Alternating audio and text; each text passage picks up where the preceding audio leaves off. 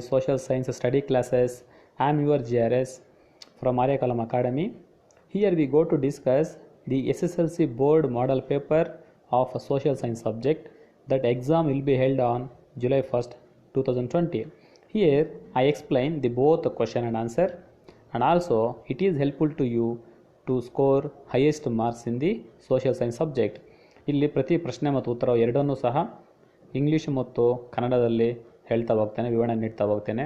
So ಹಂಗಾಗಿ ಈ ಒಂದು ಮಾದರಿ ಪತ್ರಿಕೆಗಳಿದೆ ಅಲ್ವಾ, ಅವು ನೀವು ಬರೆಯುವಂಥ ಪರೀಕ್ಷೆಗಳಲ್ಲಿ ಹೆಚ್ಚು ಅಂಕ ಪಡೆಯೋದಕ್ಕೆ ಸಾಧ್ಯ ಆಗುತ್ತೆ. So come to discuss the MCQ questions. So first one, the Lahore agreement of 1846 leads to, Lahore ಒಪ್ಪಂದ ಇದೆ ಅಲ್ವಾ, ಬ್ರಿಟಿಷರು ಮತ್ತು ಸಿಖ್ರ ನಡುವೆ ಆಗಿರುವಂಥ ಒಂದು ಒಪ್ಪಂದ ಏನಕ್ಕೆ ಎಡೆ ಮಾಡಿಕೊಡ್ತು ಅಂತೇಳಿ. Answer is the British resident became the D facto ruler of Punjab.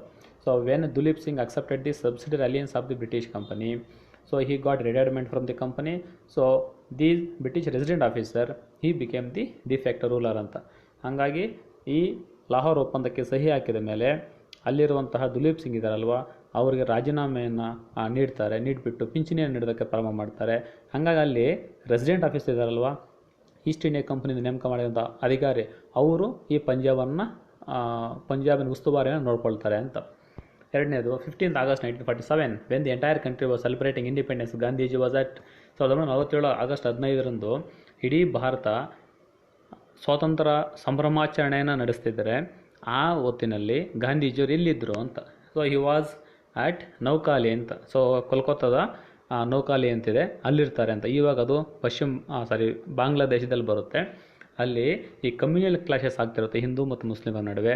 ಹಾಗಾಗಿ ಆ ಕೋಮು ಗಲಭೆಗಳನ್ನು ನಿಯಂತ್ರಿಸೋದ್ರಲ್ಲಿ ತಲ್ಲೀನರಾಗಿರ್ತಾರೆ ಅಂತ. Third one, India promotes disarmament because India. So Bharat ಯಾವಾಗಲೂ ಸಹ ನಿಶಸ್ತ್ರೀಕರಣವನ್ನು ಪ್ರೋತ್ಸಾಹಿಸುತ್ತಲ್ವ, ಯಾಕೆ ಅಂತ ಹೇಳಿದ್ರೆ basically India is a peace loving country. The child labour is posted by, ಈ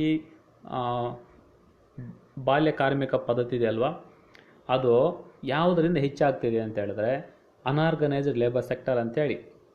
ಯಾಕೆ, ಯಾವ್ಯಾವ ಅನ್ಆರ್ಗನೈಸ್ಡ್ ಲೇಬರ್ ಸೆಕ್ಟರ್ ಅಂತ ಹೇಳಿದ್ರೆ, so the agriculture labours, then construction workers, then street vendors. So ಇವರೆಲ್ಲ ಬರ್ತಾರಲ್ಲ, ಇವರೆಲ್ಲರೂ ಸಹ ಅನ್ಆರ್ಗನೈಸ್ ಸೆಕ್ಟರ್, ಅಸಂಘಟಿತ ಕಾರ್ಮಿಕರು ಅಂತ ಕರಿತೀವಿ. ಯಾಕೆ ಅಂದರೆ, so there is no rules regulation for the unorganised sector workers. So these child labour is very common in the sectors ಅಂತ. So next, the helpline provided to prevent child marriage is, ಈ ಬಾಲ್ಯ ವಿವಾಹ ಆದರೆ ಒಂದು ಸಹಾಯವಾಣಿ, ಸರ್ಕಾರದ ಸಹಾಯವಾಣಿ. ಆ ಸಹಾಯವಾಣಿಗೆ ಯಾರು ಬೇಕಾದರೂ ಕರೆ ಮಾಡಿ ದೂರನ್ನು ಹೇಳಬಹುದು. ಆ ನಂಬರ್ ಯಾವುದಪ್ಪ ಅಂತ ಹೇಳಿದ್ರೆ ಅದು 1098 ಅಂತ. ಸೊ 1098 ಅಂತಿದೆ. ಸೊ ಮುಂದಿನ ದಿನಗಳಲ್ಲಿ ಈ 1098 ಇದೆ ಅಲ್ವಾ, ಅದು ಚೇಂಜ್ ಆಗ್ತಾ ಹೋಗಿ 112 ಆಗುತ್ತೆ. ಬಟ್ ಸದ್ಯಕ್ಕೆ 1098 ಆನ್ಸರ್ ಆಗಿರುತ್ತೆ. Next question is, the eastern slopes of western Ghats do not receive rain as much as western slopes because they. So ಈ ಪಶ್ಚಿಮ ಘಟ್ಟಗಳು ಅಂತಿದೆಯಲ್ಲ, ಪಶ್ಚಿಮ ಘಟ್ಟಗಳ ಪಶ್ಚಿಮ ಭಾಗ ಪಡೆಯುವಷ್ಟು ಮಳೆ ಪೂರ್ವ ಭಾಗ ಪಡೆಯೋದಿಲ್ಲ. ಯಾಕೆ ಅಂತ, it's very easy. The western Ghats they abstract the rain clouds which were blowing from the Arabian Sea. So usually the backward, so that is the eastern part of the Western Ghats, so they didn't get any rain because that is the shadow area ಅಂತ. So ಮಳೆ ನೆರಳಿನ ಪ್ರದೇಶ ಆಗಿರುತ್ತೆ. ಪಶ್ಚಿಮ ಘಟ್ಟಗಳ ಪಶ್ಚಿಮ ಭಾಗದಲ್ಲಿ ಹೆಚ್ಚು ಮಳೆ ಬೀಳುತ್ತೆ. ಪಶ್ಚಿಮ ಘಟ್ಟಗಳ ಪೂರ್ವ ಭಾಗದಲ್ಲಿ ಅಂದರೆ ಹಿಂದೆ ಇದೆ ಅಲ್ವಾ, ಆ ಭಾಗದಲ್ಲಿ ಯಾವುದೇ ಮಳೆ ಬೀಳೋದಿಲ್ಲ ಅಥವಾ ಮಳೆ ಪ್ರಮಾಣ ತುಂಬ ಕಡಿಮೆ ಆಗಿರುತ್ತೆ ಅಂತ. ಸೊ ಡಿಸ್ಟ್ರಿಕ್ಸ್ ನೋಡ್ಬೋದು, Hassan, Mandya, Mysuru. So these districts they were called as the shadow area of the Western Ghats ಅಂತ ಕರಿತೀವಿ. Okay, next question is the direct tax among these. So they given VAT, GST, professional tax, import and export tax ಅಂತ ಕೊಟ್ಟಿದ್ದಾರೆ ನೋಡಿ, ತುಂಬ ಈಸಿಯಾಗಿ ಗೊತ್ತಿಡಬಹುದು. So usually direct tax imposed on the persons, individual, and indirect tax imposed on the goods, services or the materials ಅಂತೇಳಿ. ಹಂಗಾಗಿ ಇಲ್ಲಿ ಈ ಪ್ರೊಫೆಷನಲ್ ಟ್ಯಾಕ್ಸ್ ಇದೆ ನೋಡಿ, ಅದು ವ್ಯಕ್ತಿಗಳಿಗೆ ಸಂಬಂಧಿಸಿದ್ದು, ನೇರವಾಗಿ ಕಟ್ಟುವಂಥದ್ದು ಡೈರೆಕ್ಟ್ ಟ್ಯಾಕ್ಸ್ ಅಂತ. Import, export tax, goods and service tax 2017 July 1ರಿಂದ ಬಂದಿದೆ ಅಲ್ವ, ಅದಿರಬಹುದು. ವ್ಯಾಟ್, ವ್ಯಾಲ್ಯೂ ಆಡೆಡ್ ಟ್ಯಾಕ್ಸ್ 2006ರಲ್ಲಿ ಬಂತಲ್ವ, ಅದಿರಬಹುದು. ಅವೆಲ್ಲನೂ ಸಹ ಇಂಡೈರೆಕ್ಟಾಗಿ ಕಟ್ಟುವಂಥದ್ದು ಅಂತೇಳಿ. Okay, next question, to file the case in the consumer court the fee and stamp duty is. ನೀವೇನಾದರೂ ಗ್ರಾಹಕ ನ್ಯಾಯಾಲಯದಲ್ಲಿ ದೂರನ್ನು ದಾಖಲು ಮಾಡಬೇಕಾದ್ರೆ ನೀವು ಸ್ಟ್ಯಾಂಪು ಮತ್ತು ಫೀಸನ್ನು ಕಟ್ಟಬೇಕಾ? So there is no need to any fees or the stamp for the when we file the case in the consumer court ಅಂತ. ಅದಕ್ಕೆ ಯಾವುದೇ ಫೀಸು ಕೊಡೋಷ್ಟಿರಲ್ಲ, ಸ್ಟ್ಯಾಂಪು ಕೊಡೋಷ್ಟಿರಲ್ಲ. ಸೊ ಕೈಯಿಂದ ಬರೆದಿರುವಂಥ ಒಂದು ಲೆಟರು ಸಾಕು, ಅದ್ರ ಮುಖಾಂತರ ಕಂಪ್ಲೇಂಟನ್ನು ನಾವು ಫೈಲ್ ಮಾಡಬಹುದು ಅಂತ. Okay, second main. So 1 marks question. So why did the most of the refugee from Bangla attempt to settle in West Bengal? ಹೆಚ್ಚು ಬಾಂಗ್ಲಾದವರು ಪಶ್ಚಿಮ ಬಂಗಾಳದಲ್ಲೇ ನೆಲೆಯೂರ್ತಾರೆ. ಕಾರಣ ಏನಪ್ಪ ಅಂತ ಹೇಳಿದ್ರೆ, these Bengali language that is the common language for both the Bangladesh and also in the West Bengal. ಹಂಗಾಗಿ ಈಸಿಯಾಗಿ ವೆಸ್ಟ್ ಬೆಂಗಾಲಲ್ಲಿ ಸೆಟ್ಲ್ ಆಗ್ತಾರೆ ಅಂತ. Why did Wellesley resign for his post and return to England? ಯಾಕೆ ವೆಲ್ಲೆಸ್ಲಿ ಅವರು ಇಂಗ್ಲೆಂಡ್ಗೆ ಹೋದರು ಅಂತ ಹೇಳಿದರೆ, because the reason is Anglo Maratha battle. They bring thirstiness and increase the financial burden of company. Because of this, Wellesley being criticized for his policy and resign for his post ಅಂತ ಹೇಳಿದ್ರೆ, Anglo Maratha wars ನಡೆಯುತ್ತೆ. ಅದರಲ್ಲಿ ಈ ವೆಲ್ಲೆಸ್ಲಿಗೆ ಯುದ್ಧ ದಾಹ ಅನ್ನೋಂಥದ್ದು ಜಾಸ್ತಿ. ಪದೇ ಪದೇ ಯುದ್ಧಗಳು ಮಾಡಿ ಮಾಡಿ ಮಾಡಿ ಈ ಕಂಪನಿಯ ಖಜಾನೆ ಬರದಾಗ್ತಾ ಹೋಗುತ್ತೆ. ಅದಕ್ಕೆ ಮತ್ತು ಫೈನಾನ್ಷಿಯಲ್ ಬರ್ಡನ್ ಹೆಚ್ಚಾಗ್ತಾ ಹೋಗುತ್ತೆ, ಹೊರೆ ಆಗ್ತಾ ಹೋಗುತ್ತೆ. ಹಂಗಾಗಿ ಇವರನ್ನು ರಾಜೀನಾಮೆ ಕೊಡಿಸಿ ಇಂಗ್ಲೆಂಡ್ಗೆ ವಾಪಸ್ಸು ಕಳಿಸ್ತಾರೆ. Then when did world consumer day celebrated? ಯಾವಾಗ ವಿಶ್ವ ಗ್ರಾಹಕ ದಿನವನ್ನು ಆಚರಣೆ ಮಾಡ್ತಾರೆ? Answer is March 15. Then next question is, retreating monsoon season is also called as north eastern monsoon season. Why? So ಇದನ್ನು ಯಾಕೆ ಕರೀತಾರಪ್ಪ ಅಂದರೆ, ಸೌತ್ ವೆಸ್ಟ್ ಮಾನ್ಸೂನ್ ವಿಂಡ್ಸ್ ಇದೆ, then north east monsoon winds ಇದೆ. ಸೊ ಅವು ಡೈರೆಕ್ಷನ್ಸ್ ಅನ್ನು ಹೇಳುತ್ತೆ ನೋಡಿ. South west monsoon winds they start to blow from the Arabian C towards the Himalayan mountains. So ಆ ಕಡೆ ಹೋಗುತ್ತೆ. ಈ ನಾರ್ತ್ ಈಸ್ಟರ್ನ್ ವಿಂಡ್ಸ್ ಇದೆ ಅಲ್ವಾ, so they were start to blows from the north eastern towards the south western ಅಂತ. So ಹಂಗಾಗಿ ಅದನ್ನು north eastern ಅಂತ ಕರಿತೀವಿ ಅಂತೇಳಿ. How is density of population different from population? So it is very easy. The population indicates the total number of people living in a particular density. It may be a state, a country, or the world, or for the village. That is the total population. But what is density of population? So density of population indicates the number of people per square kilometer. ಒಂದು ಚದರ kilometre ಎಷ್ಟು ಜನ ಇದ್ದಾರೆ ಅಂತ ಹೇಳುವುದು ಜನಸಾಂದ್ರತೆ, population density. So total population ಅಂತ ಹೇಳಿದ್ರೆ ಒಂದು ನಿರ್ದಿಷ್ಟ ಪ್ರದೇಶದಲ್ಲಿರುವಂಥ ಒಟ್ಟು ಜನರ ಸಂಖ್ಯೆ ಅಂತ. Why is 10th December observed as human rights day? ಮಾನವ ಹಕ್ಕುಗಳ ದಿನವನ್ನು ಡಿಸೆಂಬರ್ 10ನೇ ತಾರೀಕು ಯಾಕೆ ಮಾಡ್ತಾರೆ? It's very easy. 1948 December 10th UNO general assembly adopted the universal human rights ಅಂತ. ಹಂಗಾಗಿ ಈ ಸಾಮಾನ್ಯ ಸಭೆ ಅಂತೇನಿದೆ 1948 ಡಿಸೆಂಬರ್ 10ರಂದು ಈ ಸಾರ್ವತ್ರಿಕ ಮಾನವ ಹಕ್ಕುಗಳ ಒಂದು ಘೋಷಣೆಯನ್ನು ಅಂಗೀಕರಿಸುತ್ತೆ. ಹಂಗಾಗಿ ಪ್ರತಿ ವರ್ಷ 10ನೇ ತಾರೀಕನ್ನು ಈ ಹ್ಯೂಮನ್ ರೈಟ್ಸ್ ಡೇ ಅಂತ ಸೆಲೆಬ್ರೇಟ್ ಮಾಡ್ತೀವಿ. The majestic factor refuse to appoint a 17-year-old school dropout. Why? So ಈ ಶಾಲೆಯಿಂದ ಹೊರಗುಳಿದಿರೋ ಮಗು 17 ವರ್ಷ ಆಗಿರುತ್ತೆ, ಅವರನ್ನು ಈ ಕಂಪನಿಯವರು ಯಾಕೆ ಸೇರಿಸ್ಕೊಳ್ಳಲ್ಲ ಅಂತ ಹೇಳಿದ್ರೆ, ನಿಮ್ಗೆ ಗೊತ್ತಿರುತ್ತೆ, ಅಪ್ ಟು 18 ಇಯರ್ಸ್ವರೆಗೂ ಅವರು ಯಾವುದೇ ಒಂದು ಡೇಂಜರಸ್ ವರ್ಕ್ಸಲ್ಲಿ ಅಥವಾ ಡೇಂಜರಸ್ ಫೀಲ್ಡ್ಗಳಲ್ಲಿ ಕೆಲಸ ಮಾಡಬಾರ್ದು. That is A crime. And when the owner of the respected company or the hotel or any business concern, when he allowed to a boy for the law under the child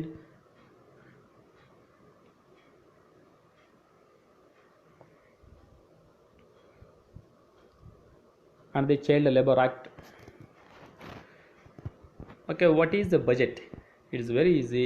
The statement of estimated income and expenditure of a year prepared by the government. So ಮುಂದಿನ ವರ್ಷಕ್ಕೆ ಬೇಕಾಗಿರುವಂತಹ ಅಂದಾಜು ಆದಾಯ ಮತ್ತು ವೆಚ್ಚವನ್ನು ತೋರಿಸುವಂತಹ ಒಂದು ದಾಖಲೆ ಅಷ್ಟೇ.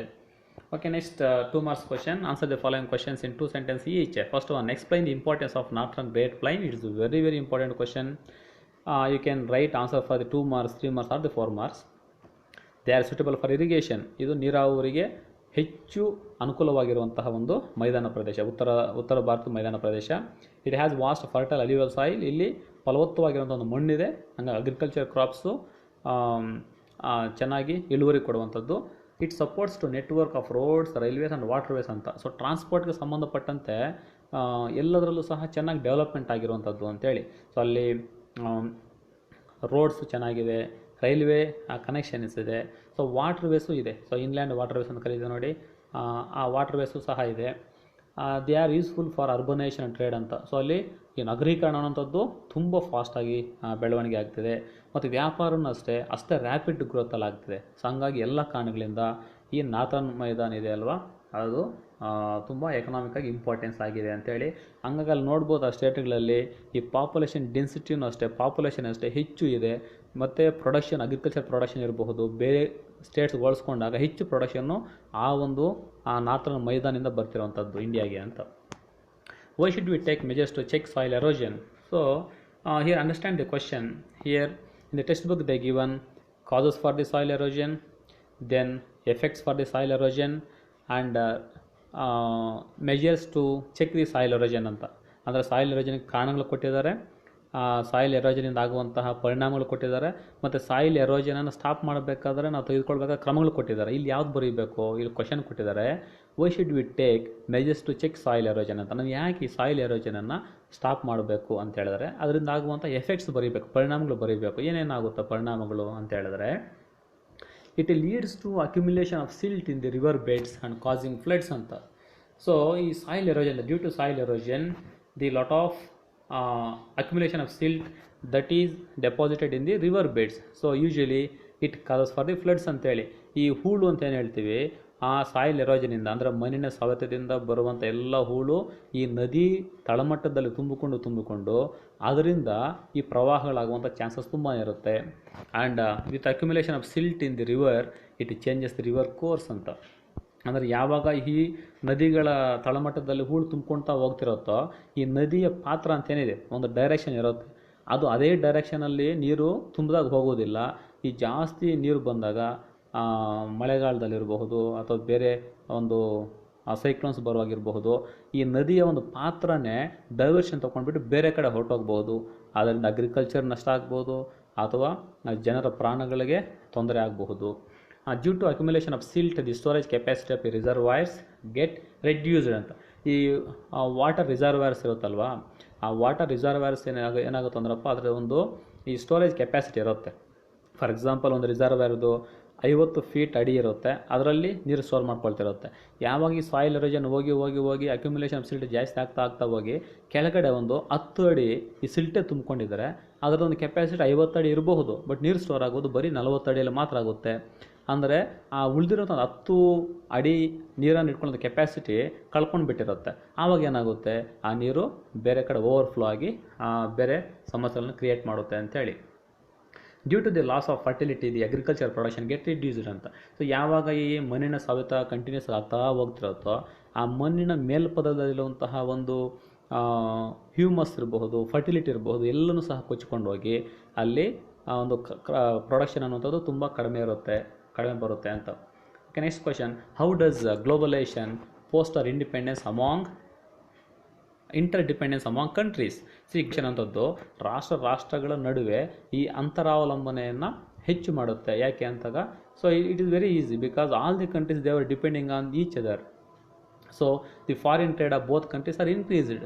ಸೊ ಯಾವ ರಾಷ್ಟ್ರಗಳ ನಡುವೆ ವ್ಯಾಪಾರ ಆಗ್ತಿರುತ್ತೋ, ಎರಡೂ ರಾಷ್ಟ್ರಗಳ ನಡುವೆ ಈ ವಿದೇಶಿ ವ್ಯಾಪಾರ ಅನ್ನೋದು ಜಾಸ್ತಿ ಆಗುತ್ತೆ. It increases GDP of A country. So ಪ್ರತಿಯೊಂದು ಕಂಟ್ರಿಗೂ ಸಹ ಈ ಗ್ಲೋಬಲೈಸೇಷನಿಂದ ಆ ಕಂಟ್ರಿ GDP ಅನ್ನೋದು ಜಾಸ್ತಿನೇ ಆಗುತ್ತೆ. The customers are offered a wider choice of goods and services. So it is very important. So when the different countries they produce the different types of the products, usually the consumers they have the wider choice regarding the based on their taste, based on their opinion, and based on their different taste whenever they choose the different goods and services. So it promotes specialisation among countries. So ಪ್ರತಿಯೊಂದು ಕಂಟ್ರಿಯಲ್ಲಿರುವಂತಹ ಒಂದು particular ಅಥವಾ ಪಿಕ್ಯುಲರ್ products ಅಂತ ಏನು ಹೇಳ್ತೀವಿ, ಆ ಪಿಕ್ಯುಲರ್ ಪ್ರಾಡಕ್ಟ್ಸ್ಗೆ ಹೆಚ್ಚು demand create ಆಗುತ್ತೆ. ಹಂಗಾಗಿ ಆ ಒಂದು ಪಿಕ್ಯುಲರ್ ಪ್ರಾಡಕ್ಟ್ಸನ್ನು ಬೇರೆ ಕಂಟ್ರೀಸ್ಗೆ ಎಕ್ಸ್ಪೋರ್ಟ್ ಮಾಡ್ತಾರೆ. ಅದೇ ಬೇರೆ ಕಂಟ್ರೀಸಲ್ಲಿರುವಂಥ ಒಂದು ಪಿಕ್ಯುಲರ್ ವಿಶಿಷ್ಟ ಒಂದು ಪದಾರ್ಥಗಳು ಅಂತ ಇರುತ್ತೆ, ಅವು ಇವರು ತರಿಸ್ಕೊಳ್ತಾರೆ. ಹಂಗಾಗಿ ಅವುಗಳಿಗೆ ಹೆಚ್ಚು ವ್ಯಾಲ್ಯೂ ಸಿಗುತ್ತೆ ಅಂತ. Next question, India has to adjust its foreign policies according with USA. Why? So ಈ ಕ್ವಶನ್ ಹೇಳ್ತಪ್ಪ ಅಂತ ಹೇಳಿದ್ರೆ, ಯಾಕೆ ಭಾರತ ಅನ್ನುವಂಥದ್ದು ಅಮೇರಿಕದ ಒಂದು ವಿದೇಶಾಂಗ ನೀತಿ ಜೊತೆಗೆ ಹೊಂದಾಣಿಕೆ ಮಾಡ್ಕೊಳ್ತಾ ಹೋಗುತ್ತೆ ಅಂತ.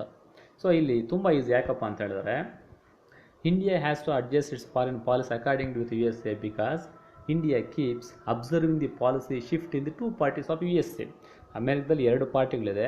ಯಾವ ಪಾರ್ಟಿ ಅಧಿಕಾರಕ್ಕೆ ಬರುತ್ತೋ ಅದನ್ನು ನೋಡಿಕೊಂಡು ಅದರ ಒಂದು ಸ್ಟ್ರಾಟಜೀಸನ್ನು ನೋಡಿಕೊಂಡು ನಮ್ಮ ಇಂಡಿಯನ್ ಫಾರಿನ್ ಪಾಲಿಸಿ ಸ್ವಲ್ಪ ಚೇಂಜಸ್ ಮಾಡ್ಕೊಳ್ತಾ ಅದ್ರ ಜೊತೆ ಅಡ್ಜಸ್ಟ್ ಆಗುತ್ತೆ ಅಂತ. Because so India and USA, these foreign relationship they got many swift changes from the 1947 till today because America did not stand on one side. Sometimes it supports to Pakistan and also it supports sometimes to India. So that is the reason Indian foreign policy always adjust with Americans the political party ಅಂತ. So ಅಲ್ಲಿ ಇರೋದು 2 ಪಾರ್ಟಿಗಳು ಯಾವ್ಯಾವಪ್ಪ ಅಂತ ಹೇಳಿದ್ರೆ Democratic Party and Republican Party. So ಇವಾಗ Donald Trump ಇದ್ದಾರೆ ನೋಡಿ, ಅವರು ರಿಪಬ್ಲಿಕನ್ ಪಾರ್ಟಿಯಿಂದ ಆಗಿರುವಂಥ ಒಂದು president. And adjust its foreign policy according to it. Okay, then so next question, why has India adopted anti imperialism and anti apartheid policies in its foreign policy? ಭಾರತದ ವಿದೇಶಾಂಗ ನೀತಿಯಲ್ಲಿ ಈ ಸಾಮ್ರಾಜ್ಯಶಾಹಿಗೆ ವಿರೋಧ ಮತ್ತು ಈ ವರ್ಣಭೇದ ನೀತಿಗೆ ವಿರೋಧ ಅನ್ನುವಂತಹ ತತ್ವಗಳು ಯಾಕೆ ಅಳವಡಿಸ್ಕೊಂತು ಅಂತ ಹೇಳಿದ್ರೆ, ತುಂಬ ಸುಲಭವಾಗಿ ಹೇಳ್ಬೋದು. ಯಾಕಂದರೆ ಇಂಡಿಯಾ ಆಪೋಸಿಡ್ ಇಂಪೀರಿಯಲಿಸಮ್, ಈ ಸಾಮ್ರಾಜ್ಯಶಾಹಿವಾದ ಅಂತ ಏನಿದೆ ಅದನ್ನು ಯಾವಾಗಲೂ ಸಹ ಭಾರತ ಅದನ್ನು ಆಪೋಸ್ ಮಾಡ್ತಾನೆ ಬಂದು. ಯಾಕಂತ ಹೇಳಿದ್ರೆ India it has the real experience of the imperial ill effects of the imperialism and also of the apartheid. Because how these Britishers they exploited the Indians based on the color and also based on the discrimination. So it opposes apartheid policy. ಈ ವರ್ಣಭೇದ ನೀತಿಯನ್ನು ಸಹ ಭಾರತ ಅನ್ನೋದು oppose ಮಾಡುತ್ತೆ. Both are on inhuman practices ಅಂತ. So ಅಲ್ಲಿ inhuman ಅಲ್ಲ, ಒಂದೇ ವರ್ಡ್ ಇನ್ಹ್ಯೂಮನ್ ಅಂತ ಹೇಳಿದ್ರೆ ಇವೆರಡೂ ಪದ್ಧತಿಗಳು ಏನಿದೆ, ಸಾಮ್ರಾಜ್ಯಶಾಹಿ ಮತ್ತು ವರ್ಣಭೇದ ನೀತಿ, ಅವೆರಡೂ ಸಹ ಅಮಾನವೀಯವಾಗಿರುವಂಥ ಒಂದು ಪದ್ಧತಿಗಳು. ಹಂಗಾಗಿ ಭಾರತ ಯೂಶಲಿ ಅದನ್ನು ಆಪೋಸ್ ಮಾಡುತ್ತೆ. Pre independence days India news the ill effects of these policies ಅಂತ. ಹಾಗಾಗಿ ಸ್ವತಂತ್ರ ಬರೋಕ್ಕಿಂತ ಮೊದಲು ಭಾರತ ಈ ಎರಡೂ ಪದ್ಧತಿಗಳಿಂದ ಆಗಿರುವಂತಹ ಅನಾಹುತಗಳನ್ನು ಇದು ಎದುರಿಸಿತ್ತು ಅಂತೇಳಿ. Next, why have the women shown A lot of unity in alcohol prohibition movement? So ಮಹಿಳೆಯರು ಅನ್ನುವಂಥವರು ಈ ಮದ್ಯಪಾನ ನಿಷೇಧದ ಒಂದು ಚಳುವಳಿಯಲ್ಲಿ ಯಾಕೆ ಅಷ್ಟು ಐಕ್ಯತೆಯನ್ನು ತೋರಿಸಿದ್ರು ಅನ್ನುವಂಥದ್ದು. ಯಾಕೆ ಅಂತ ಹೇಳಿದಾಗ ಅದರಿಂದ ಆಗಿರುವಂಥ ಒಂದು ಇಲ್ ಎಫೆಕ್ಟ್ಸಿಂದ ಇವರು ತೋರಿಸಿರ್ತಾರೆ. ಸೊ ಒಂದು ನೋಡಿ, first it frees her from exploitation. So when the women they togetherly they united and they involved in the movement against the alcohol prohibition movement, it may be given freedom for the women ಅಂತ. So ಹಂಗಾಗಿ ಅವರಿಗೆ ಸ್ವತಂತ್ರ ಕೊಡುತ್ತೆ ಆ ಒಂದು ಚಳುವಳಿಯಿಂದ. ಹಂಗಾಗಿ ಅವರು ಅಷ್ಟು ಯೂನಿಟಿಯನ್ನು ತೋರಿಸಿದ್ರು. It gives stability to her family. So ಮನೆಗೆ ಬರುವಂಥ ಅಲ್ಪ ಸ್ವಲ್ಪ ಆದಾಯವನ್ನೆಲ್ಲವನ್ನೂ ಸಹ ಆ ಒಂದು ಮದ್ಯಪಾನಕದ ಕುಡಿತಕ್ಕೆ ಖರ್ಚು ಮಾಡ್ತಿರ್ಬೇಕಾದ್ರೆ ಈ ಒಂದು ಮದ್ಯಪಾನ ಹೋರಾಟಕ್ಕೆ ಎಲ್ಲರೂ ಕೈ ಜೋಡಿಸಿದ್ದಾರೆ. ಆ ಒಂದು ತೊಂದರೆಯಿಂದ ನಾವು ತಪ್ಪಿಸ್ಕೋಬಹುದು ಅಂತೇಳಿ, ಮತ್ತು ಒಂದು ಮನೆಯ ಒಂದು ಫೈನಾನ್ಷಿಯಲ್ ಕಂಡೀಷನ್ನು ಸಹ ಸ್ವಲ್ಪ ಸುಧಾರಿಸುತ್ತೆ ಅಂತೇಳಿ ಅಷ್ಟರ ಮಟ್ಟಿಗೆ ಅವರು ಸಪೋರ್ಟ್ ಮಾಡಿದ್ರು. It brings unity among women. So ಇದು ಏನು ತೋರಿಸೋದಪ್ಪ ಅಂತ ಹೇಳಿದ್ರೆ ಮಹಿಳೆಯರಿಲ್ಲ ಅಂತ ಒಂದು ಒಗ್ಗಟ್ಟನ್ನು ತೋರಿಸ್ತು ಅಂತೇಳಿ. So next question, why the untouchables were denied property and political rights ಅಂತ. ಸೊ ಯಾಕೆ ಈ ಅನ್ಟಚಬಲ್ಸ್ ಅನ್ನುವಂಥವರು ಆಸ್ತಿ ಹಕ್ಕಿಂದ ಮತ್ತು ರಾಜಕೀಯ ಹಕ್ಕುಗಳಿಂದ ವಂಚಿತರಾಗಿದ್ದರು? ಸೊ ಅದಕ್ಕೆ ಆನ್ಸರ್ ಇದೆ ನೋಡಿ. The untouchables were denied property and political rights because. So ಯಾಕೆಪ್ಪ ಅಂತ ಹೇಳಿದ್ರೆ in India the practices of caste system. ನಮ್ಮ ಭಾರತದಲ್ಲಿ ಈ ಒಂದು ಜಾತಿ ಪದ್ಧತಿ ಅನ್ನುವಂಥದ್ದು ಮೊದಲಿಂದಲೂ ಸಹ ಬೇರು ಬಿಟ್ಟಿದೆ. Second one, they kept in low position in the society. ಸಮಾಜದಲ್ಲಿ ಏನೊಂದು ಸ್ಟ್ಯಾಟ ಅಂತಿದೆ ಅಲ್ಲಿ ಈ ಅನ್ಟಚಬಲ್ಸ್ ಅನ್ನೋರನ್ನು ಒಂದು ತುಂಬ ಕೆಳಮಟ್ಟದ ಒಂದು ಸ್ಥಾನಮಾನವನ್ನು ನೀಡಿದರು. And they not allow to have civilian rights. ಅವರಿಗೆ ಬೇರೆಯವರಿಗಿರುವಂತಹ ಒಂದು ನಾಗರಿಕ ಹಕ್ಕುಗಳು ಏನೇನಿದೆ ಆ ಹಕ್ಕುಗಳೇ ಕೊಟ್ಟಿರಲಿಲ್ಲ. ಹಂಗಾಗಿ ಅವರಿಗೆ ಈ ಪ್ರಾಪರ್ಟಿ ರೈಟ್ಸಿಂದ ಮತ್ತು ನೆಕ್ಸ್ಟು ಪೊಲಿಟಿಕಲ್ ರೈಟ್ಸಿಂದ ದೂರ ಇದ್ದರು ಅಂತ. Okay, next question, national income cannot be a perfect indicator of a country's development. Why? So national income ಅನ್ನೋಂಥದ್ದು ಒಂದೇ ಒಂದು ಪ್ಯಾರಾಮೀಟರಿಂದ ಒಂದು ಕಂಟ್ರಿಯ ಒಂದು ಡೆವಲಪ್ಮೆಂಟು ಮಾಡೋಕ್ಕೆ ಸಾಧ್ಯ ಇಲ್ಲ. ಯಾಕೆ ಅಂತ ಹೇಳಿದ್ರೆ it not considered the increase in population.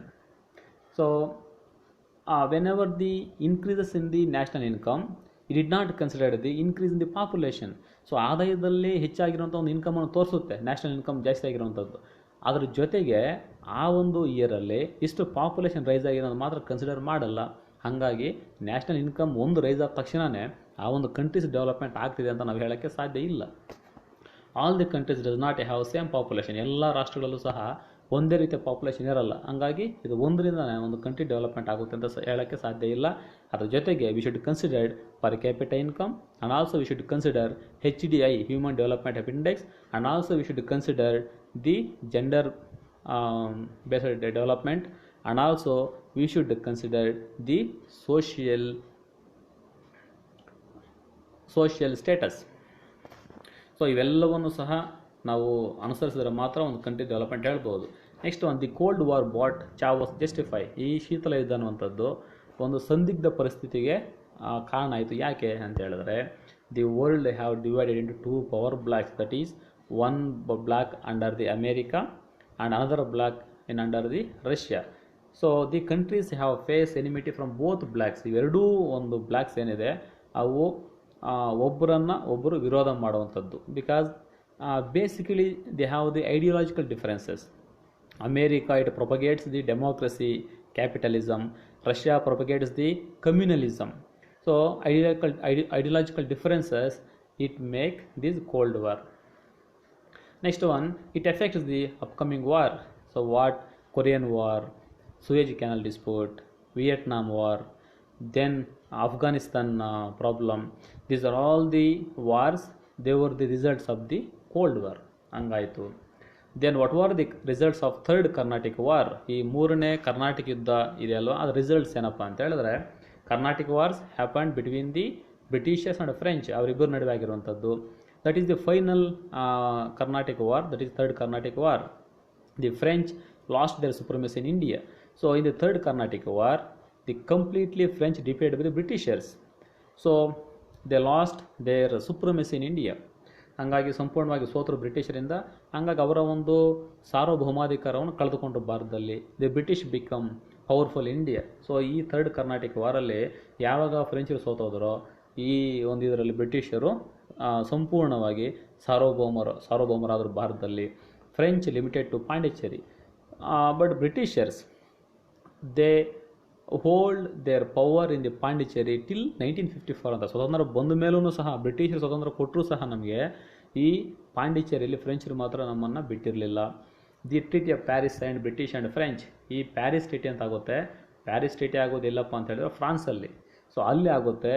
ಅಲ್ಲಿ ಈ ಬ್ರಿಟನ್ನಿನ ರಾಜ ಮತ್ತು ಫ್ರೆಂಚಿನ ಒಂದು ರಾಜ ಇಬ್ಬರು ಸೇರಿ ನಮ್ಮ ಇಂಡಿಯಾದಲ್ಲಾಗಿರುವಂಥ ಬ್ರಿಟಿಷರು ಫ್ರೆಂಚರಿಗೆ ಸಂಬಂಧಪಟ್ಟಂಥ ಒಂದು ಅಗ್ರಿಮೆಂಟನ್ನು ಮಾಡ್ತಾರೆ ಅನ್ನುವಂಥದ್ದು. Okay, next fourth main, that is the 3 marks question.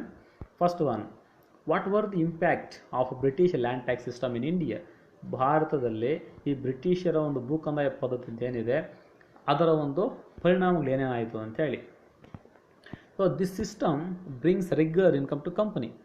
So ಈ ಒಂದು ಲ್ಯಾಂಡ್ ಸಿಸ್ಟಮ್ ಅಂತ ಏನಿದೆ, ಲ್ಯಾಂಡ್ ಟ್ಯಾಕ್ಸ್ ಸಿಸ್ಟಮಿಂದ ಬ್ರಿಟಿಷರಿಗೆ ಸೊ ಕರೆಕ್ಟಾಗಿ ಅಂದರೆ ರೆಗ್ಯುಲರ್ ಒಂದು ಇನ್ಕಮ್ ಅನ್ನುವಂಥದ್ದು ಬರುವ ಹಾಗೆ ಮಾಡಿದ್ರು. The company explored Indian farmers. So ಈ ಈಸ್ಟ್ ಇಂಡಿಯಾ ಕಂಪನಿಯಿಂದ ಏನಿದೆ ಭಾರತದ ಒಂದು ರೈತರನ್ನು ಶೋಷಣೆ ಮಾಡೋದಕ್ಕೆ ಪ್ರಾರಂಭ ಮಾಡಿತು. Farmers lost their ownership of land. When farmers they are did not able to pay the tax, usually they last their ownership their own land. So ಅವರ ಜಮೀನುಗಳ ಮೇಲೇ ಅವರ ಹಕ್ಕನ್ನು ಕಳೆದುಕೊಂಡ್ರು ಯಾವಾಗ ಅವರು ಬ್ರಿಟಿಷರಿಗೆ ಟ್ಯಾಕ್ಸ್ ಕೊಡೋಕ್ಕೆ ಆಗದಿರೋಂಥ ಸಂದರ್ಭದಲ್ಲಿ. The British officials collected excess tax from farmers. So ಈ ಒಂದು ಬ್ರಿಟಿಷ್ ಅಧಿಕಾರಿಗಳಿರ್ಬೋದು ಅಥವಾ ಜಮೀನ್ದಾರ್ಸ್ ಇರ್ಬೋದು, ಅಗತ್ಯಕ್ಕಿಂತ ಹೆಚ್ಚು ಟ್ಯಾಕ್ಸನ್ನು ಕಲೆಕ್ಟ್ ಮಾಡಿ ಅವರು ಈ ರೈತರನ್ನು ಶೋಷಣೆ ಮಾಡಿದ್ರು. The money lenders become strong. So ಯಾರು ಈ ರೈತರಿಗೆ ಟ್ಯಾಕ್ಸ್ ಕೊಡೋಕ್ಕಾಗದಿರೋ ಸಂದರ್ಭದಲ್ಲಿ ಅವರಿಗೆ ಸಾಲ ಕೊಟ್ಟು ಅದರ ಮೇಲೆ ಚಕ್ರ ಬಡ್ಡಿನ ಹಾಕ್ತಿದ್ದಾರೆ ನೋಡಿ, ಅವರು ದೇ ಬಿಕಮ್ ಸೂಪರ್ ರಿಚ್. ಬೇಗ ಆಗರ್ಭ ಶ್ರೀಮಂತರಾದರು ಅಂತ. A new class of zamindars were created. Britishers they appointed zamindars to collect the land tax from the farmers. Usually zamindars, that is the new class emerged in the Indian society. Okay, next question. This is about Dondia Wag.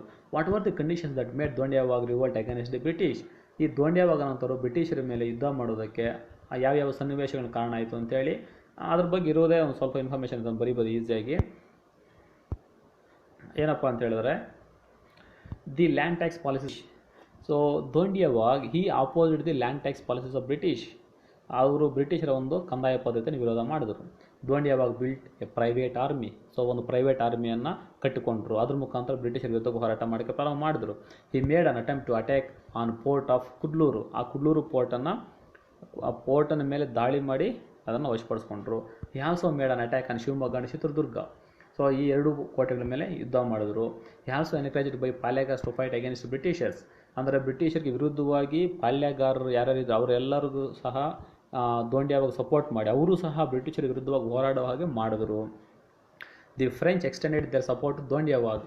So ಫ್ರೆಂಚರು ಇದ್ದಾರಲ್ವ, ಬ್ರಿಟಿಷರಿಗೆ ಶತ್ರುಗಳಾಗಿದ್ದಾರಲ್ಲ, ಅವರು ದೋಂಡ್ಯವಾಗ್ಗೆ ಸ್ವಲ್ಪ ಮಟ್ಟಿಗೆ ಸಹಾಯವನ್ನು ಮಾಡ್ತಾರೆ. ಬಟ್ ಆದರೆ ಅದು ಸಕ್ಸಸ್ ಆಗೋದಿಲ್ಲ. Why is Narayana Guru considered as an important social reformer. Narayana Guru ಅನ್ನೋಂಥವರು ಒಬ್ಬ ಪ್ರಮುಖ ಸಾಮಾಜಿಕ ಸುಧಾರಕರು. ಯಾಕೆ ಅಂತ ಹೇಳಿದ್ರೆ ಅವರೊಂದು ರಿಫಾರ್ಮ್ಸ್ ಬರೀಬೇಕಾಗುತ್ತೆ ನಾವು. ಏನಪ್ಪ ಅಂತ ಹೇಳಿದ್ರೆ he strengthening the backward and exploited communities. ಅಂದರೆ especially Tamil Nadu, Kerala, Karnataka, Andhra Pradesh, South India ಅಂತ ಏನಿದೆ, ದ್ರಾವಿಡ ನಾಡು ಅಂತ, ಅಲ್ಲಿರುವಂತಹ ಬ್ಯಾಕ್ವರ್ಡ್ ಕ್ಲಾಸಸ್ಸು, ಹಿಂದುಳಿದ ವರ್ಗಗಳಿರಬಹುದು ಅಥವಾ ಶೋಷಿತ ವರ್ಗಗಳಿರಬಹುದು, ಅವರ ಒಂದು ಅಭಿವೃದ್ಧಿಗೆ ಶ್ರಮಿಸಿದ್ದರು ಅಂತ.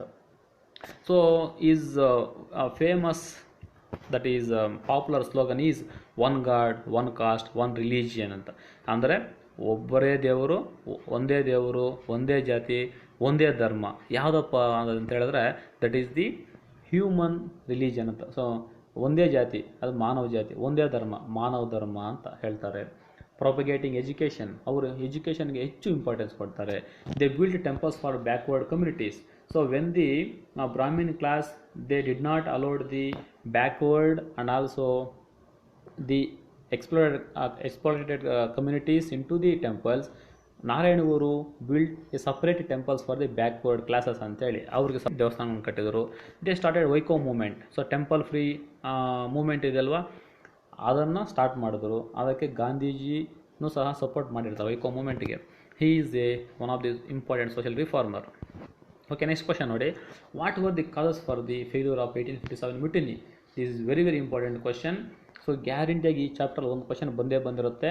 They we asked for the causes for the 1857 or the failures of the 1857 or the results of the 1857 ಅಂತ. ಬಟ್ ಇಲ್ಲಿ ಕೇಳಿರೋದು why India failures in the 1857 ಅಂತ. ಯಾಕೆ ಫೇಲ್ಯೂರ್ ಆಯ್ತಪ್ಪ ಅಂತ ಹೇಳಿದ್ರೆ the revolt did not spread to the whole country. So it is limited only the northern India. It did not spread the southern India. That is one of the reason why India is failured. So ಹಂಗಾಗಿ ದಕ್ಷಿಣ ಭಾರತಕ್ಕೆ ಹಬ್ಬೇ ಇರಲಿಲ್ಲ ಈ mutiny ಅನ್ನುವಂಥದ್ದು. ಉತ್ತರ ಭಾರತದಲ್ಲಿ ಮಾತ್ರ ಇದು ಇತ್ತು. ಹಾಗಾಗಿ ದಕ್ಷಿಣ ಭಾರತ ಯಾರೂ ಸಹ ಸಪೋರ್ಟ್ ಮಾಡೋಕ್ಕಾಗಲಿಲ್ಲ. There was lack of strategy, expertise among soldiers. ಆ ಸೈನಿಕರಲ್ಲಿ ಅವರಲ್ಲಿ ಈ ಒಂದು ತಂತ್ರಗಳ ಕೊರತೆ ಇತ್ತು, ಸ್ಟ್ರಾಟಜೀಸ್ ಇರಲಿಲ್ಲ ಅವರ ಹತ್ರ. ಅದರ ಜೊತೆಗೆ ಅವರು ಈ ಯುದ್ಧದಲ್ಲಿ ಅಷ್ಟು ಎಕ್ಸ್ಪರ್ಟೈಸ್ ಆಗಿರಲಿಲ್ಲ.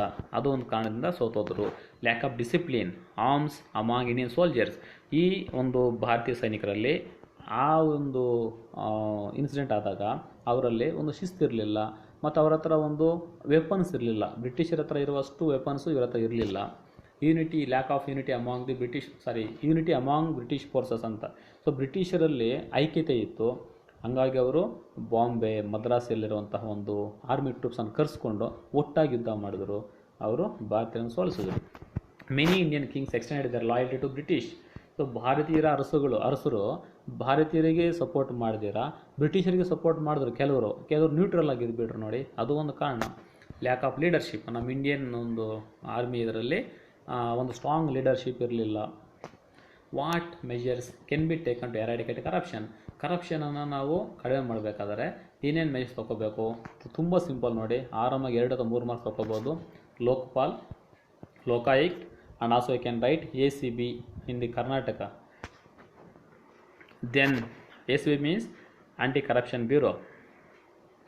Then creating awareness among public, ಜನರಲ್ಲಿ ಜಾಗರೂಕತೆಯನ್ನು ಮೂಡಿಸಬೇಕು ಈ ಭ್ರಷ್ಟಾಚಾರದ ಬಗ್ಗೆ. ಅವಾಯ್ಡಿಂಗ್ ಹಾರ್ಸ್ ಪನಿಷ್ಮೆಂಟ್, ಸೊ ಯಾರ್ಯಾರು ಈ ಒಂದು ಇದರಲ್ಲಿ ಕರಪ್ಷನಲ್ಲಿ ಇನ್ವಾಲ್ವ್ ಆಗಿರ್ತಾರೋ ಅವರಿಗೆ ಸಿವಿಯರ್ ಪನಿಷ್ಮೆಂಟ್ ಆಗಬೇಕು ಅಂತ. Increasing the number of courts and judges, so ಈ ಕೋರ್ಟ್ಸ್ ಅನ್ನೋಂಥದ್ದು ಅಂದರೆ ಈ ಒಂದು ಕರಪ್ಷನ್ಗೆ ಸಂಬಂಧಪಟ್ಟಂತೆ ಸಪ್ರೇಟಾಗಿ ಕೋರ್ಟ್ಸನ್ನು ಎಸ್ಟಾಬ್ಲಿಷ್ಮೆಂಟ್ ಮಾಡಿ, ಸೊ ಆದಷ್ಟು ಫಾಸ್ಟಾಗಿ ಈ ಒಂದು ಕೇಸುಗಳನ್ನು ಅವ್ರ ಕೈಗೆತ್ಕೊಂಡೋಗಿ ಪನಿಷ್ಮೆಂಟ್ ಕೊಡಬೇಕು ಅನ್ನುವಂಥದ್ದು. Increasing efficiency of government work, ಈ ಒಂದು ಗೌರ್ಮೆಂಟ್ ವರ್ಕಲ್ಲಿ ದಕ್ಷತೆ ಅನ್ನುವಂಥದ್ದು ಜಾಸ್ತಿ ಆದರೆ ಕರಪ್ಷನ್ ಅನ್ನೋಂಥದ್ದು ಯೂಶಲಿ ಕಡಿಮೆ ಆಗುತ್ತೆ. Next question is how is Indian social certification different from other countries ಅಂತ. ಭಾರತದಲ್ಲಿರುವಂಥ ಒಂದು ಸಾಮಾಜಿಕ ಸ್ತರ ವ್ಯವಸ್ಥೆ ಬೇರೆ ದೇಶಗಳಿಂದ ಯಾಕೆ ಭಿನ್ನವಾಗಿದೆ? ತುಂಬ ಈಸಿಯಾಗಿ ಹೇಳ್ಬೋದು ನೋಡಿ. ನಮ್ಮ ಇಂಡಿಯಾ ಅನ್ನುವಂಥದ್ದೇ ಬೇರೆ ಕಂಟ್ರೀಸ್ಗೆ ತುಂಬ ಡಿಫ್ರೆಂಟ್ ಆಗಿದೆ. ಯಾಕೆ ಡಿಫ್ರೆಂಟ್ ಆಗಿದೆ ಅಂತ ಹೇಳಿದ್ರೆ, ನಮ್ಮ ಇಂಡಿಯಾದಲ್ಲಿ so it is based on ವರ್ಣ ಸಿಸ್ಟಮ್. ನಮ್ಮ ಇದರಲ್ಲಿ ವರ್ಣ ಸಿಸ್ಟಮ್ ಅನ್ನುವಂಥದ್ದು ಇದೆ. ಅದ್ರ ಜೊತೆಗೆ it is based on different religions. So ಇಲ್ಲಿ ಬೇರೆ ಬೇರೆ ಧರ್ಮಗಳಿದೆ. ಆ ಬೇರೆ ಬೇರೆ ಧರ್ಮಗಳಿಂದ ಹಲವಾರು ಸಂಪ್ರದಾಯಗಳು, ಪದ್ಧತಿಗಳು ಬೇರೆ ಕಂಟ್ರೀಸ್ಗೊಳಿಸ್ಕೊಂಡಾಗ ತುಂಬಾ ಡಿಫ್ರೆಂಟ್ ಆಗಿದೆ. It is based on religious beliefs ಅಂತ. So these different religions people they have the different opinions, different beliefs, different practices based on their own religion. It has more discrimination in nature. So usually ನ್ಯಾಚುರಲಾಗಿ ಕೆಲವೊಂದು discrimination ಅನ್ನೋದು natural discrimination ಇದೆ. It is based on different languages. So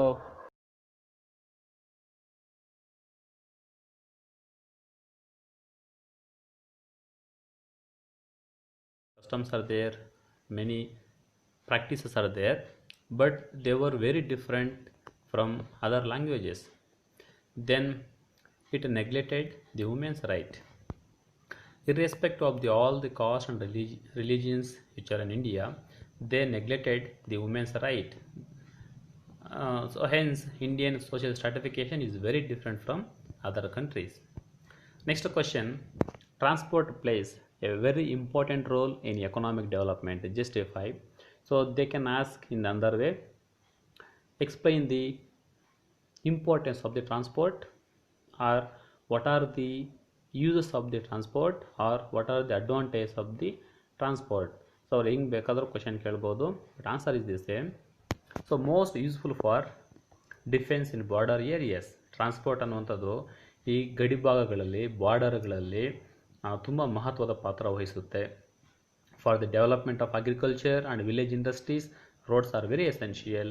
so ಈ ಕೃಷಿ ಅನ್ನುವಂಥದ್ದು ಚೆನ್ನಾಗಿ development ಆಗಬೇಕಾದ್ರೆ, cottage industries, homage industries ಅವು ಚೆನ್ನಾಗಿ ಇಂಪ್ರೂವ್ ಆಗಬೇಕಂತ ಹೇಳಿದ್ರೆ ರೋಡ್ಸ್ ಅನ್ನುವಂಥದ್ದು ಕಂಪಲ್ಸರಿ ಇರಬೇಕಾಗುತ್ತೆ. They are very convenient to connected isolated villages. So some villages they are very far from the cities and towns.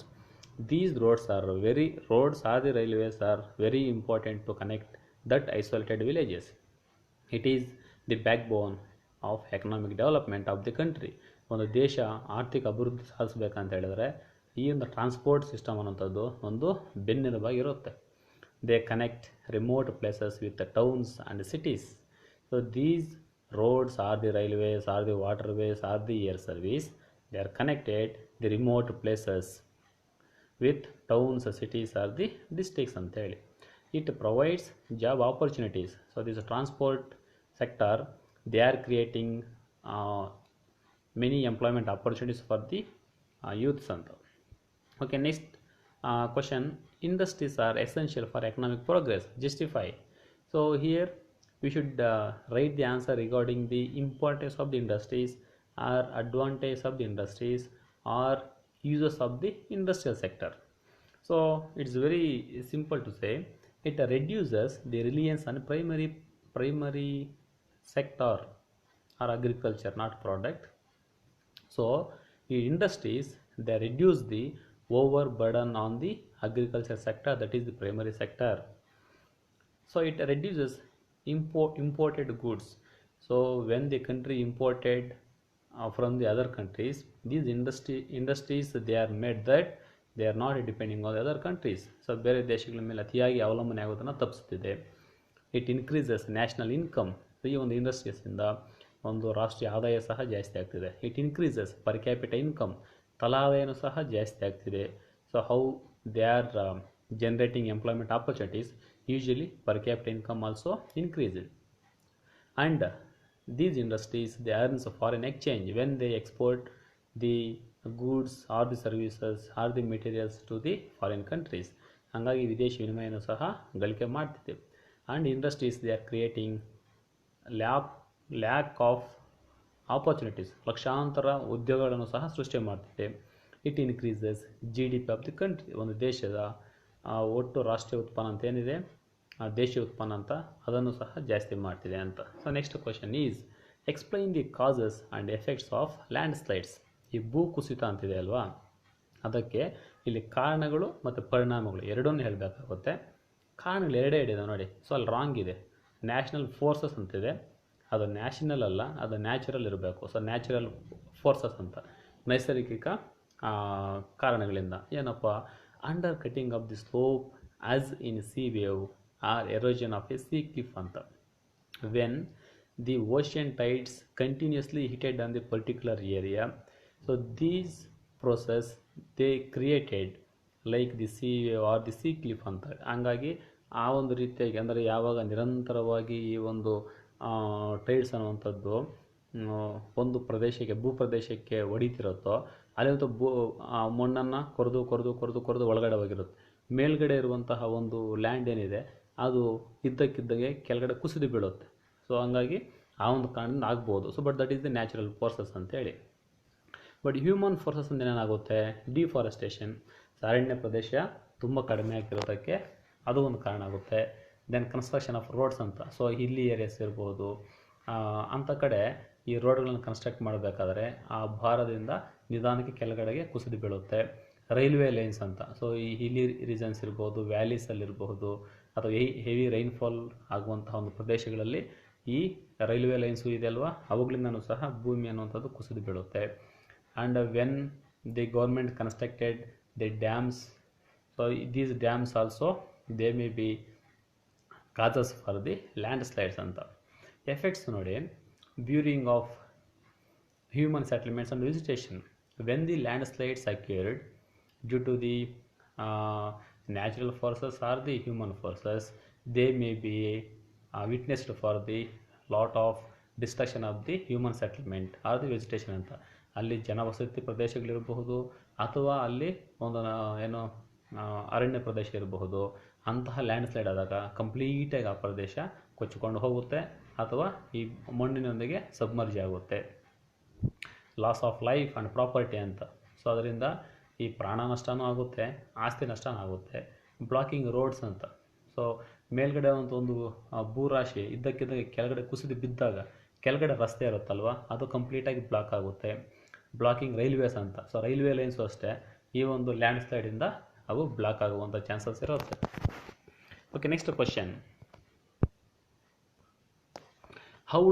How do panchayat raj institutions help in rural development? So this is very important question. Then role of the panchayat raj institutions rural development ಹಂಗೂ ಕೇಳಬಹುದು. ಎರಡಕ್ಕೂ ಒಂದೇ answer ಇರುತ್ತೆ ನೋಡಿ.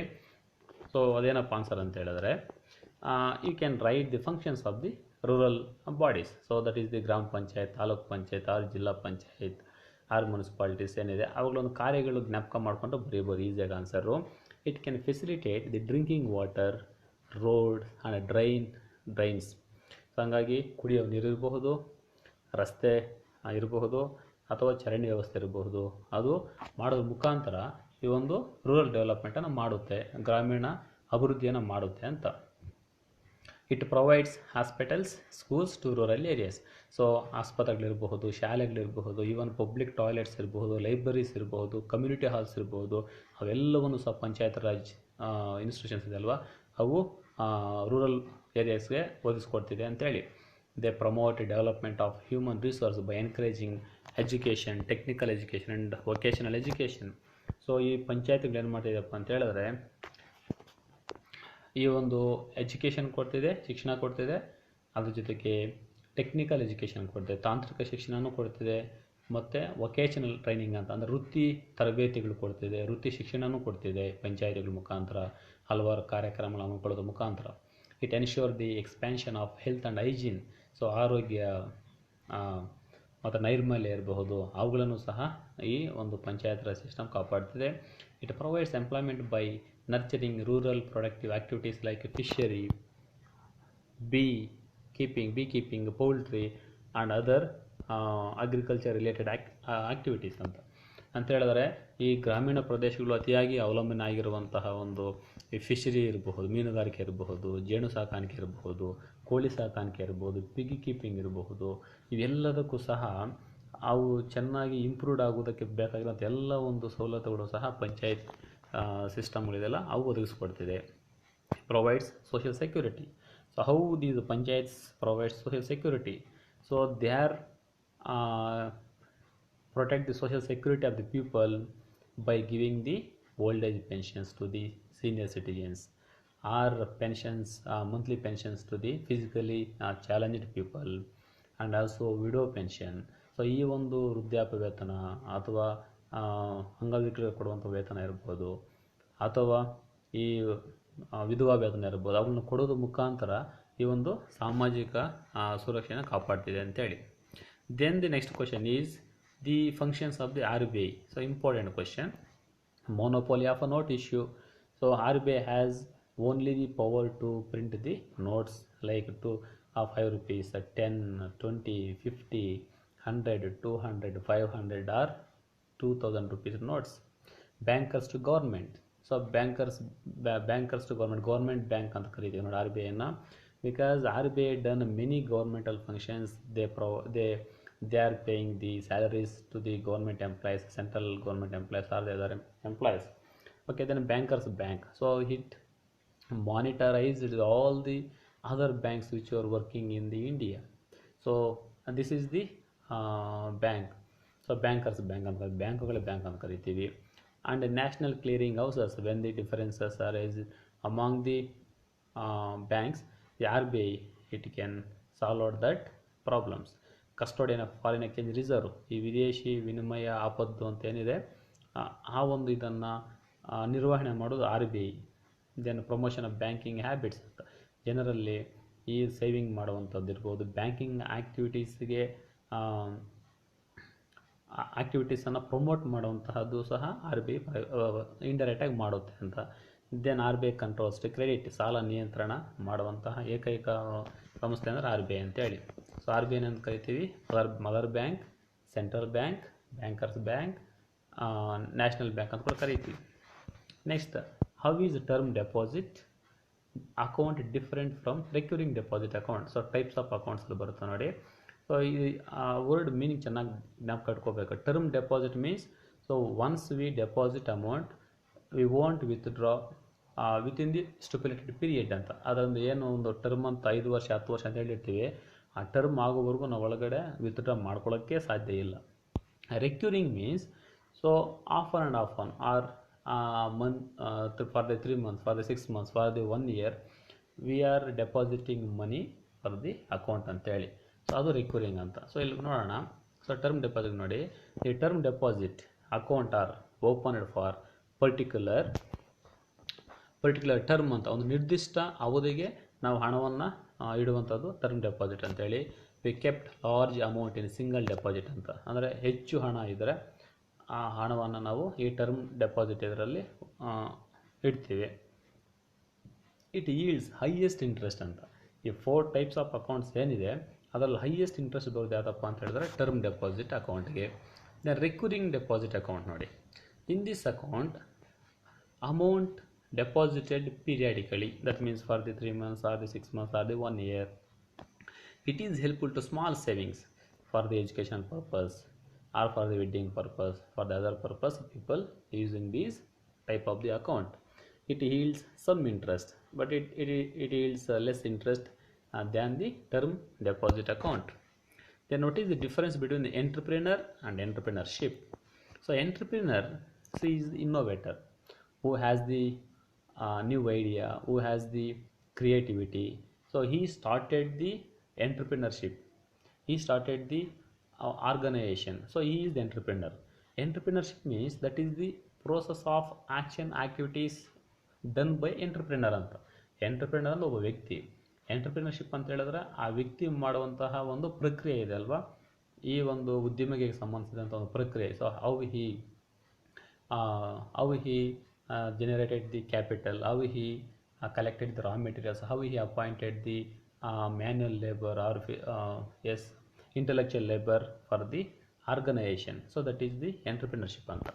So entrepreneur ನೋಡಿ, he is the innovator, he had to made economic activities, he is responsible for whole and soul ಅಂತ. ಆ ಒಂದು ಕಂಪನಿಯ ಯಶಸ್ಸು ಇರಬಹುದು ಅಥವಾ ಫೇಲ್ಯೂರ್ ಇರಬಹುದು, ಎಲ್ಲದಕ್ಕೂ ಅವರೇ ಕಾರಣರಾಗಿರ್ತಾರೆ. ಎಂಟರ್ಪ್ರಿನರ್ಶಿಪ್ ಅಂತ ಹೇಳಿದ್ರೆ it is related to process of action. When entrepreneur established an organisation it is called entrepreneurship ಅಂತೇಳಿ. ಎಂಟರ್ಪ್ರಿನರು ಯಾವಾಗ ಒಂದು ಆರ್ಗನೈಸೇಷನನ್ನು ಸ್ಟಾರ್ಟ್ ಮಾಡಿ ಅದನ್ನು ಮುಂದುವರ್ಸ್ಕೊಂಡು ಹೋಗ್ತಾರೋ ಅದನ್ನು ಎಂಟರ್ಪ್ರಿನರ್ಶಿಪ್ ಅಂತ. ಎಂಟರ್ಪ್ರಿನರ್ಶಿಪ್ ಅಂದರೆ ಅದರಲ್ಲಿ ಎಲ್ಲ ಬರುತ್ತೆ. ಈ ಕಡೆ ಒಂದು ಮ್ಯಾನೇಜ್ಮೆಂಟ್ ಬರುತ್ತೆ, ರಾ ಮೆಟೀರಿಯಲ್ಸ್ ಬರುತ್ತೆ, ಸ್ಟಾಫು ಬರುತ್ತೆ, ಕ್ಯಾಪಿಟಲ್ ಬರುತ್ತೆ, ಟ್ರೇಡ್ ಬರುತ್ತೆ, ಎಲ್ಲ ಬರುತ್ತೆ ಅಂತ. It is ability to create and build something ಅಂತ. ಓಕೆ, ನೆಕ್ಸ್ಟ್ ಕ್ವಶನ್ ನೋಡಿ, ಅಂದರೆ ಇದು ಈ 4 marks question. Explain the meaning and classification of land use pattern of India. ಭಾರತದಲ್ಲಿ ಭೂಬಳಕೆ ಅಂತಿದೆ ಅಲ್ವಾ, ಅದರ ಒಂದು ವಿಧಗಳನ್ನು ತಿಳಿಸಿ ಅಂತ. ಮತ್ತು ಈ ಲ್ಯಾಂಡ್ ಯೂಸ್ಗೆ ಮೀನಿಂಗ್ ಏನಂತ ಕೇಳಿದ್ದಾರೆ. ಸೊ ಲ್ಯಾಂಡ್ ಯೂಸನ್ನು ತುಂಬ ಈಸಿಯಾಗಿ ಬರಿಬೋದು ನೋಡಿ. Land utilised for the multi purposes R the various purpose, that is called the land use. So ಯಾವ್ಯಾವ ಕಾರಣಗಳಿಗೆ ಬಳಸ್ತಾರೆ ನೋಡಿ. ನೆಟ್ ಏರಿಯಾ ಸೋನ್, ನಿವ್ವಳ ಸಾಗುವಳಿ ಭೂಮಿ ಅಂತಿದೆ, ಅದಕ್ಕೂ ಭೂಮಿ ಅನ್ನೋಂಥದ್ದು ಉಪಯೋಗ ಆಗ್ತದೆ. ಫಾರೆಸ್ಟ್ ಏರಿಯಾ, ಕೆಲವೊಂದು ಪ್ರದೇಶಗಳು ಅರಣ್ಯ ಇದೆ, ಹಾಗಾಗಿ ಭೂಮಿ ಅನ್ನುವಂಥದ್ದು ಅರಣ್ಯ ಪ್ರದೇಶಕ್ಕೂ ಉಪಯೋಗಿಸ್ತಿದ್ದಾರೆ. Land not available for cultivation ಅಂತ. So land is there but it is not available for cultivation means, so when the roads, railways, dams, construction on that cultivation area, so that is comes under this category. Fallow land, so fallow land ಇರುತ್ತೆ, ಅಲ್ಲೂ ಸಹ ಯಾವುದೇ ರೀತಿಯಾಗಿರೋಂಥ ಒಂದು cultivation ಮಾಡಲ್ಲ. Cultivable waste land ಅಂತ. So due to the other reasons is cultivable land converted into waste land. Permanent pastures and other grazing land ಅಂತ. So ಏನು ಹುಲ್ಲುಗಾವಲು ಇರಬಹುದು, ಸೊ ಅಥವಾ ಈ ಗೋಮಾಳ ಇರಬಹುದು, ಅದರಲ್ಲೂ ಸಹ ಭೂಮಿಯನ್ನು ಹಂಚಿಕೆ ಆಗಿದೆ ಅಂತ. Next, explain the structure and function of UNO security council. So it's important. So it's very easy. So structure means it has totally 15 membered countries. Among them 10 countries are non-permanent countries, 5 countries are the permanent countries. So which are the 5 permanent countries? That is America, Russia, England, France, China, 5 countries. And these functions of the Security Council to maintain peace and order of the world.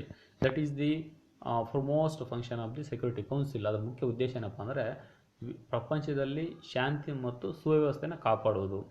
It selects the judge of international court, ICJ ಅಂತಿದೆ ಅಲ್ವಾ, ಅಂತಾರಾಷ್ಟ್ರೀಯ ನ್ಯಾಯಾಲಯಕ್ಕೆ ನ್ಯಾಯಾಧೀಶರನ್ನು select ಮಾಡುವಂಥದ್ದು ಇದು.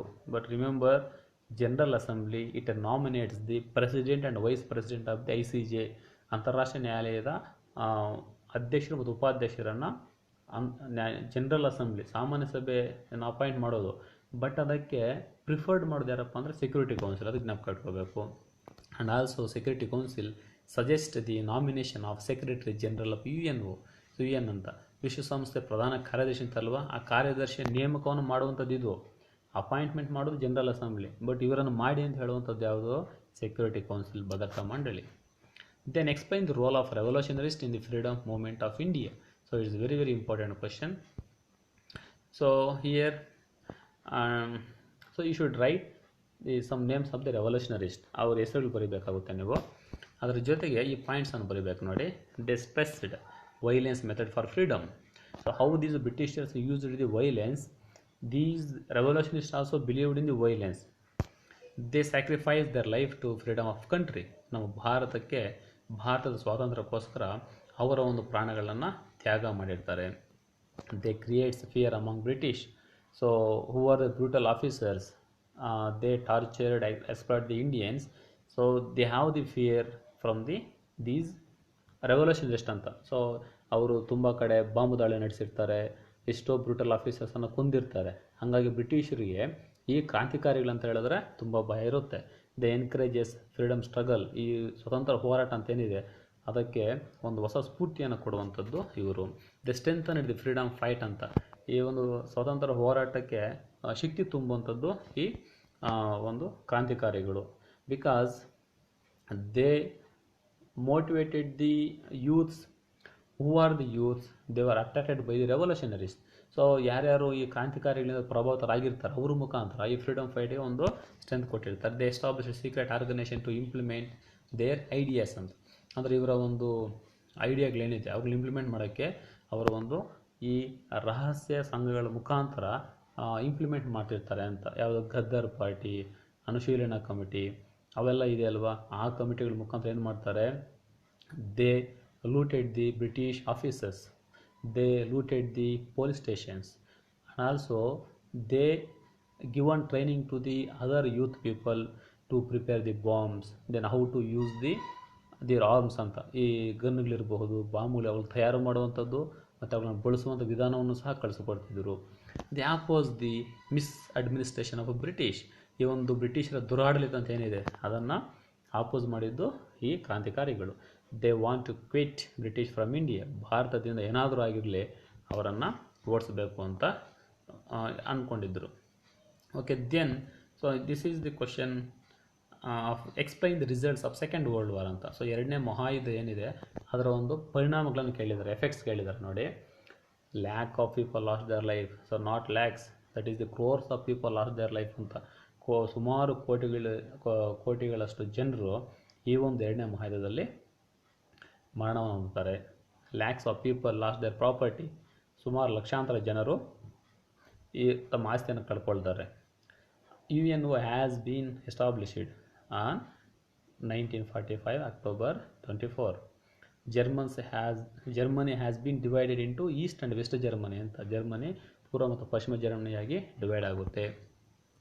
USA and Russia become powerful countries of the world ಅಂತ. ಪ್ರಪಂಚದ ಅತಿ ಶಕ್ತಿಯುತ ರಾಷ್ಟ್ರಗಳಾಗಿ ಅಮೇರಿಕ, ರಷ್ಯಾ ಅನ್ನೋಂಥದ್ದು ಬೆಳಕಿಗೆ ಬರುತ್ತೆ. Asian and African countries got their independence. So ಬಹುತೇಕ ಏಷ್ಯಾ ಮತ್ತು ಆಫ್ರಿಕಾದ ದೇಶಗಳು ಯುರೋಪ್ ರಾಷ್ಟ್ರಗಳಿಂದ ಸಂಪೂರ್ಣವಾಗಿ ಸ್ವತಂತ್ರ ಆಗುತ್ತೆ. Nuclear weapons brings lot of damage to Japan. So when America throws the nuclear bomb on the Nagasaki and Hiroshima on August 6 and August 9, so that created very panic situation in the Japan. It urges the peace in the world. ಒಂದು ನಮ್ಮ ವಿಶ್ವಕ್ಕೆ ಒಂದು ಶಾಂತಿಯನ್ನು ಕಾಪಾಡುವಂಥ ಒಂದು ಸಂಸ್ಥೆ ಬೇಕು ಅನ್ನುವಂಥ ಒಂದು ಅನಿವಾರ್ಯತೆ ಇದರಿಂದ ಸೃಷ್ಟಿಯಾಗುತ್ತೆ. Next question, explain the situation that seeded the ideas of partitioning India in Muslim League ಅಂತ. ಸೊ ಅಂದರೆ ಈ ಮುಸ್ಲಿಂ ಲೀಗಿಂದ ಈ ಒಂದು ಇಂಡಿಯಾನ ಅಥವಾ ಪಾರ್ಟಿಷನ್ ಆಗೋದಕ್ಕೆ ಯಾವ್ಯಾವ ಸನ್ನಿವೇಶಗಳು ಕಾರಣ ಆಗುತ್ತೆ ಅಂತೇಳಿ. Remember in 1940 Lahore session of Muslim league, Jinnah demanded these 14 demands in the Lahore session. The 14th demand is the creation of the Pakistan ಅಂತ. ಅಂದರೆ 14 ಒಂದು ಬೇಡಿಕೆಗಳನ್ನು ಇಡ್ತಾರೆ ಮೊಹಮ್ಮದ್ ಅಲಿ ಜಿನ್ನಾ 1940 ಲಾಹೋರ್ ಸೆಷನಲ್ಲಿ. 14ನೇದೇ ಈ ಒಂದು ಪಾಕಿಸ್ತಾನ ಅನ್ನುವಂಥದ್ದು ಸಂಪೂರ್ಣ ಸ್ವತಂತ್ರ ಆಗಬೇಕು ಅಂತೇಳಿ ಪಾಕಿಸ್ತಾನ ರಚನೆಗೆ ಸಂಬಂಧಪಟ್ಟಿದ್ದು. Muslim not joint interim government. So when Jawaharlal Nehru he formed the interim government, Muslim League was not supported. ಅದಕ್ಕೆ ಈ ಒಂದು ಮಧ್ಯಂತರ ಸರ್ಕಾರಕ್ಕೆ ಮುಸ್ಲಿಂ ಲೀಗ್ ಅನ್ನೋಂಥದ್ದು ಪಾರ್ಟಿಸಿಪೇಟ್ ಮಾಡಲಿಲ್ಲ. Then league boycotted the constituent assembly of India. So ಈ ಒಂದು ಸಂವಿಧಾನದ ರಚನಾ ಸಭೆ ಅಂತ ಏನಾಯಿತು ಅದಕ್ಕೂ ಸಹ ಮುಸ್ಲಿಂ ಲೀಗ್ ಅನ್ನೋಂಥದ್ದು ಪಾರ್ಟಿಸಿಪೇಟ್ ಮಾಡಲಿಲ್ಲ. ಇನ್ 16th August 1946 league called for direct action day. So ಇದು ತುಂಬ ಹಿಂಸೆಯಿಂದ ಕೂಡಿರುವಂತಹ ಒಂದು ಇನ್ಸಿಡೆಂಟ್ ಇದು. ಡೈರೆಕ್ಟ್ ಆಕ್ಷನ್ ಡೇ ಅಂತ ಮಾಡ್ತಾರೆ. So it created the lot of violence in India. ಭಾರತದಲ್ಲಿ ಒಂದು ಹಿಂಸೆಯನ್ನು ಪ್ರಚೋದನೆ ಮಾಡುವಂಥ ಒಂದು ಇನ್ಸಿಡೆಂಟ್ ಆಗುತ್ತೆ. Religious clashes to place throughout the country. So ಈ ಕಮ್ಯುನಲ್ ಕ್ಲಾಶಸ್ ಅನ್ನುವಂಥದ್ದು ದೇಶದ ಎಲ್ಲ ಕಡೆನೂ ಸಹ ಜರುಗ್ತಿರುತ್ತೆ. Thousands of people lost their life in the communal clashes. ಸುಮಾರು ಸಾವಿರಾರು ಜನರು ಈ ಒಂದು ಕೋಮು ಗಲಭೆಗಳಲ್ಲಿ, ಕೋಮು ಘರ್ಷಣೆಗಳಲ್ಲಿ ತಮ್ಮ ಪ್ರಾಣಗಳನ್ನು ಕಳೆದುಕೊಳ್ತಾರೆ. Finally on 15th August 1947 India has partitioned. The last question, drawn outline map of India and locate the following places ಅಂತ. ಇಲ್ಲಿ ಕೊಟ್ಟಿದ್ದಾರೆ ನೋಡಿ, highest gravity dam in India. So this is the applied question.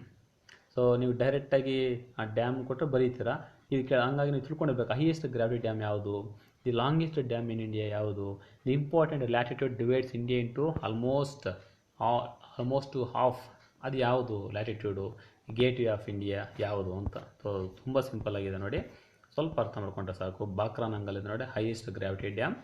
Second one so that is longest dam ಯಾವುದು Hirakud. Then third one that is the important latitude, that is the 23.5 degree east latitude ಇದೆ ಅಲ್ವಾ, so ಅದು ಬರುತ್ತೆ ಸಿಗೆ. ಡಿಗೆ ಬಂದುಬಿಟ್ಟು ಮುಂಬೈ ಇದೆ ಅಲ್ವಾ, ಗೇಟ್ ವೇ ಆಫ್ ಇಂಡಿಯಾ, ಇವು ಬರುತ್ತೆ. ಓಕೆ, ಇಷ್ಟು ಸ್ನೇಹಿತರೆ ಈ ಒಂದು ವಿಡಿಯೋದಲ್ಲಿ ಸಂಪೂರ್ಣವಾಗಿ